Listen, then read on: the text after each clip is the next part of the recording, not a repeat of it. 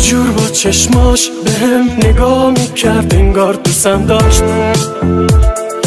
دلم میخواست باور کنم یه چیزایی هیچ وقت نمیذاشت. پرپر زدم جلو چشش قلبم و من دادم بهش چشماش ندیدن. انگاری سنگ بودون دلش بی چشم و روح شده جدیدن. وقتی میرفت هیچ نپرسیدم ازش مونده بودم گیج. مهم نبود واسه شیمون واسم هیچ. چی دارم من ازش هیچی یادم نیست. وقتی میرفت هیچ نپرسیدم ازش مونده بودم گیج. مهم نبود واسه شیمون واسم هیچ. چی دارم من ازش هیچی یادم نیست.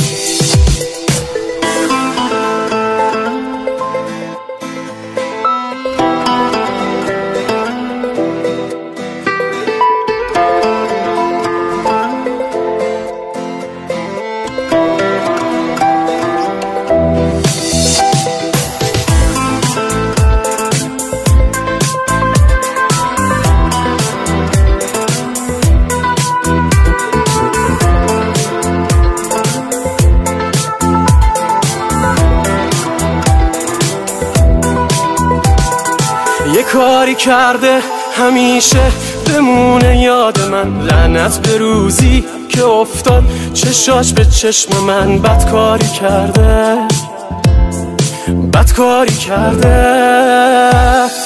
هر کاری کردم جلو چشماش شاید رحمش بیاد. شنیدی میگن که آدم از هرچی بدش میاد سرش میاد. سر من اومد از هرچی بدم میومد. وقتی میرفت هیچ نپرسیدم ازش مونده بودم گیج. مهم نبود واسه شیمون واسم هیچ.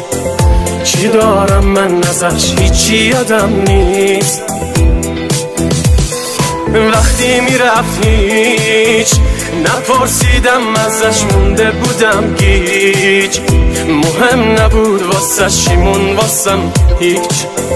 چی دارم من ازش هیچی یادم نیست.